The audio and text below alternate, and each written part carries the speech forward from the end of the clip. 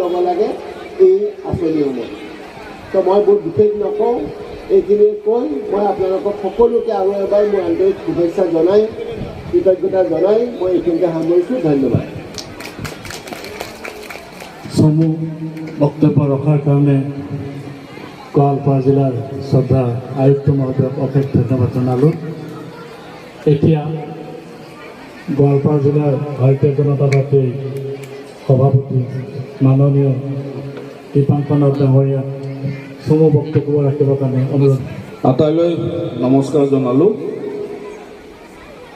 মঞ্চত উপস্থিত আমাৰ আটাইৰে সন্মানৰ গোৱালপাৰা জিলাৰ সন্মানীয় উপায়ুক্ত সন্মানীয় আয়ুক্ত টিমুং ছাৰ, আমাৰ মঞ্চত উপস্থিত এই পূব গোৱালপাৰা বিধানসভা সমষ্টিৰ বিধায়ক একে ৰচিদ ডাঙৰীয়া, আমাৰ দুধনৈ সমাজ জিলা